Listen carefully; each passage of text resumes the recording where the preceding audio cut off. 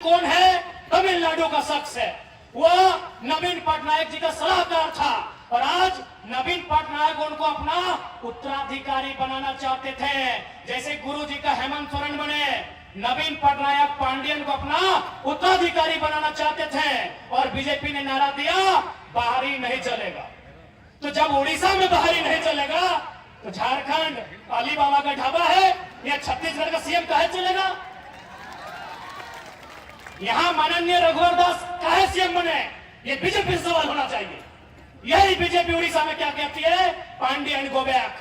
पांडियन उड़ीसा में नहीं चलेगा। पांडियन दक्षिण भारत का है। पांडियन आएगा तो उड़ीसा की संस्कृति पे असर पड़ेगा, उड़ीसा की सभ्यता पे असर पड़ेगा, उड़ीसा की भाषा पे असर पड़ेगा। तो हम भी कहते हैं बीजेपी वालों से, अगर संजय सेठ आएंगे, अगर बीडी राम आएंगे, अगर जयंत सिन्हा आएंगे, अगर राज सिन्हा आएंगे, अगर बिरंची नारायण आएंगे तो झारखंड की भाषा, झारखंड की सभ्यता पे असर पड़ेगा, असर पड़ेगा झारखंड की परंपरा पे। इसलिए माननीय हेमंत बिस्वा जी, मैं ये संदेश अब तक देना चाहूंगा। मैं तारीफ करूंगा आपकी, आप बहुत कुशल राजनेता है, आप बहुत ही माहिर खिलाड़ी है राजनीति के। आपने लोबिन हेमराम जो कहते थे कि जब तक गुरु जी जिंदा है गर्दन कटा देंगे लेकिन जेएमएम से नाता नहीं तोड़ेंगे, आपने उस शख्स को फोड़ा है, आपकी तारीफ है। लेकिन सवाल है कि उड़ीसा में आपकी बीजेपी नारा लगाती है पांडियन गो बैक, तो झारखंड में संजय सेठ का वेलकम क्यों? झारखंड में संजय सेठ का वेलकम क्यों? झारखंड में संजय सेठ राज्य मंत्री केंद्र में क्यों? ये झारखंड की जनता भारतीय जनता पार्टी से सवाल पूछती है। मैंने हम लोग वो कहा है, हम लोग बेवकूफ है, हम लोग को जानते ही नहीं है, इसलिए सावधान रहिए। जेएमएम कांग्रेस के गठबंधन से भी और बीजेपी आजसू के गठबंधन से भी सावधान रहिए। एक ने केवल अपन केवल लूटे खातिर झारखंड में अपनी सरकार बनने का काम करो। और हम तारीफ तो आपकी ये भी करेंगे विश्वास जी कि आप इतने माहिर खिलाड़ी हैं। अभी हमारी देवंती दी कह रही थी कि अभी एक नवजात पार्टी, बिल्कुल अभी हम लोग नवजात पार्टी है और उस पर आपकी नजर है। मीडिया वालों से बहुत अच्छा मीटिंग कर रहे हैं, पैकेज भी अच्छा दे रहे हैं, बहुत माहिर खिलाड़ी है माननीय विश्वास जी। आपकी इस कुशलता का हम तारीफ करते हैं। आप इतने माहिर खिलाड़ी हैं कि एक नवजात पार्टी जयराम महतो के नेतृत्व में झारखंड लोकतांत्रिक क्रांति महाकारी मोर्चा के खिलाफ भी आप बहुत साजिश कर रहे हैं। चलिए स्वागत है, आपकी साजिश हमें कमजोर नहीं करेगी, दुगना मजबूत बना के हमें सामने लाएगी। अब तो कमाल का आपने पैकेज दिया है भाई, ये जो सोशल मीडिया है कमाल का पैकेज दिया है। आदरणीय प्रभारी महोदय, आपकी कुशल रणनीति की तारीफ करनी होगी, लेकिन याद रखिएगा आप झारखंड के लोग आपसे सवाल करेंगे उड़ीसा में पांडियन गो बैक, झारखंड में संजय सेठ का वेलकम कैसे, इसका आपको उत्तर देना होगा प्रभारी महोदय। ये लोग केवल झारखंड को बेवकूफ समझ लिया है कि झारखंड को कुछ नहीं आता। सही में हम लोग इस बात को मानना भी होगा कि हम लोग थोड़ा सा कभी कभी बेवकूफी वाला काम भी करते हैं। आज तो होने के बताए चाहिए, अभी झारखंड के नौजवान, झारखंड के पढ़ल लिखल, झारखंड के शिक्षित, झारखंड के समझदार, अगर कोई भी नौजवान के पूछल जाए वो बोलते JPSC, CGL, clerk, teacher, TET, JTET के बात कर दो, लेकिन आपको मालूम है पैसा कहां है? पैसा एजेंसी में है, पैसा ठेकेदारी में है। आज तक आपका ध्यान नहीं गया, बड़ा बात बताने आए हैं। उदाहरण लेते हैं, आपके पंचायत से उदाहरण लेते हैं, पंचायत भवन से उदाहरण लेते हैं। झारखंड में लगभग 4,500 पंचायत भवन है। पंचायत भवन में जो बल्ब लगता है ना, जो पेंटिंग होता है ना दरवाजे का, खिड़की का, वह एजेंसी ठेका लेती है और एक भी एजेंसी झारखंड की नहीं है। आपका ध्यान वह है ही नहीं। अरे जिस दिन झारखंड में यह नियम बनेगा कि जमीनदाता को मालिकियत का अधिकार मिलेगा, कोयला के खदानों में, उद्योग में, तमाम जमीनदाताओं को जिस दिन झारखंड में व्यवस्था होगी कि आपको मालिकाना हक मिलेगा, अरे बीडीओ, सीओ और दरोगा की नौकरी आपको मामूली लगेगी, मामूली लगेगी। हम लोग एक बड़ा विजन के साथ राज्य में आए हैं। चलिए ठीक है, हम बीडीओ की सैलरी क्या है, चलिए गुना भाग करते हैं। क्या सैलरी है बीडीओ की? 50,000, 50,000, 12/5 यानी 6 लाख, सालाना 6 लाख ना, सालाना 6 लाख। एक बीडीओ कितना दिन नौकरी करेगा? 30 साल। एक साल में 6 लाख, 30 साल को गुना कीजिए, 1,80 लाख। कितना? 1,80 लाख। 1,80 लाख। ठीक से गुना कर लिए? हाँ। 6 लाख गुना 30 साल, यानी 6 लाख में अगर 1 जीरो देंगे 30 का तो 60 लाख। 60 लाख को गुना करेंगे कितना से?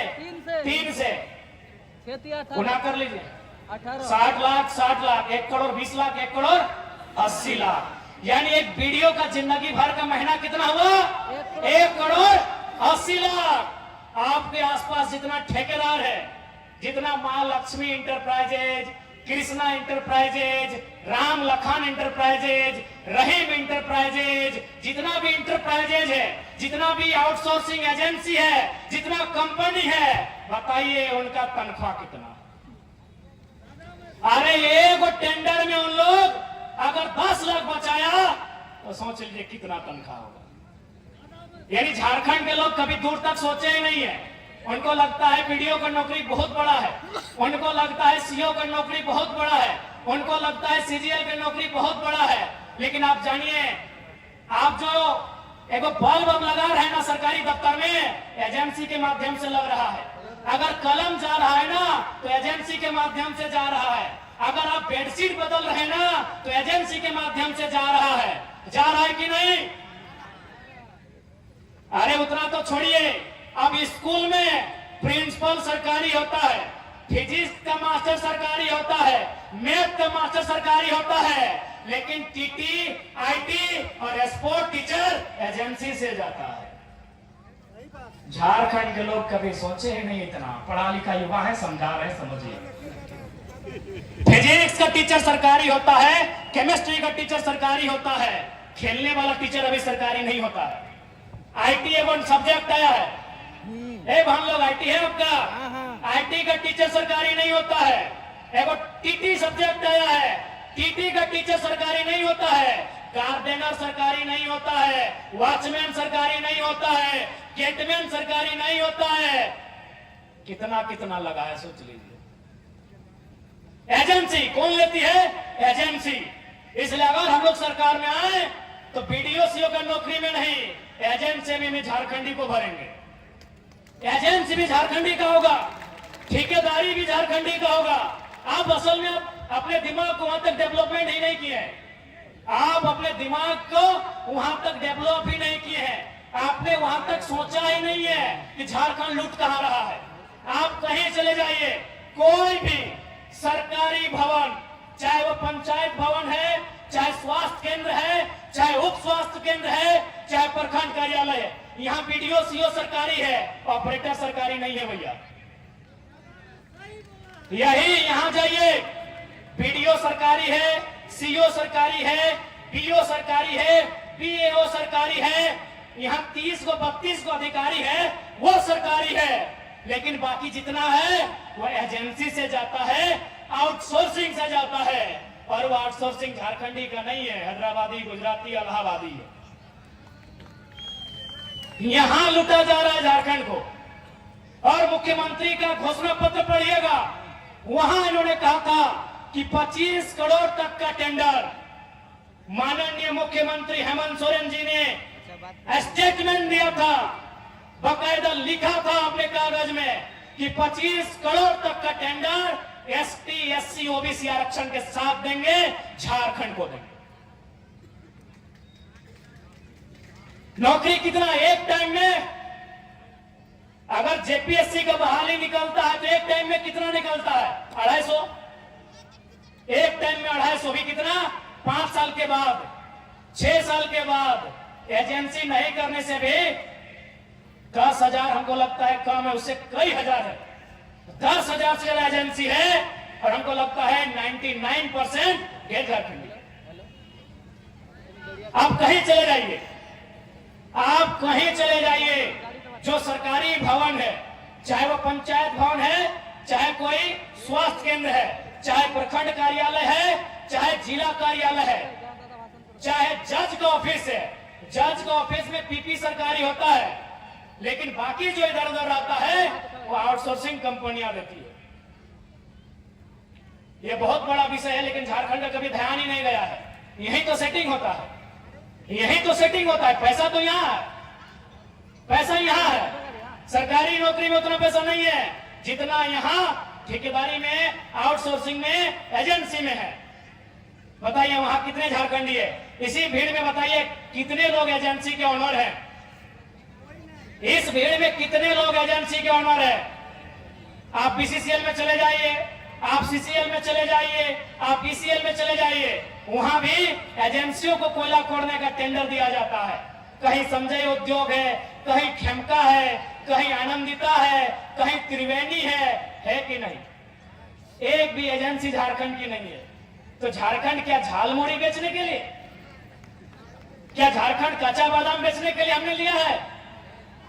बताइए दीदी लोग। इसलिए आज आपको भी सोचना होगा, क्योंकि आपको भी पॉलिटिक्स को समझना होगा, आपको राजनीति को समझना होगा कि राजनीति क्या है, झारखंड राज्य मिला कैसे है। आपके बाप दादाओं ने संघर्ष किया है, आपके बाप दादाओं ने गोली खाया है, तब जाके झारखंड राज्य मिला है।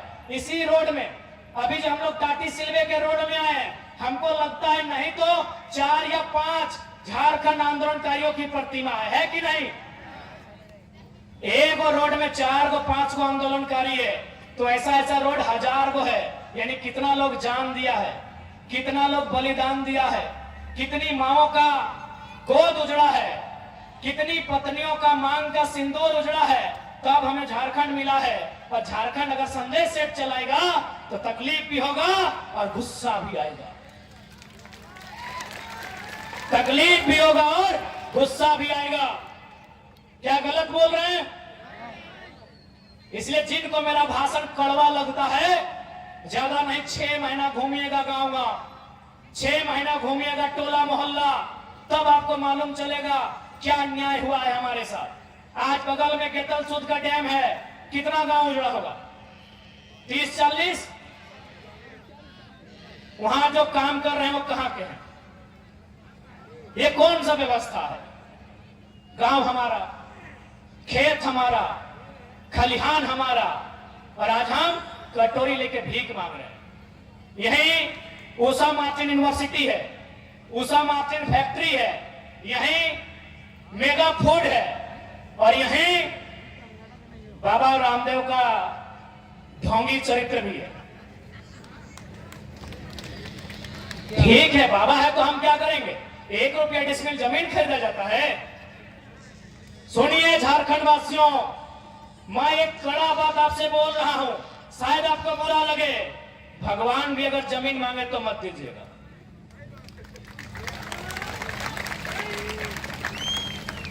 भगवान का आसमान है, धरती का किसान है। मेरी बात आपको बुरा लग रहा होगा, लगे। एक बहुत विद्रोही कवि ने भी लिखा है कि भगवान का आसमान है, धरती किसान का।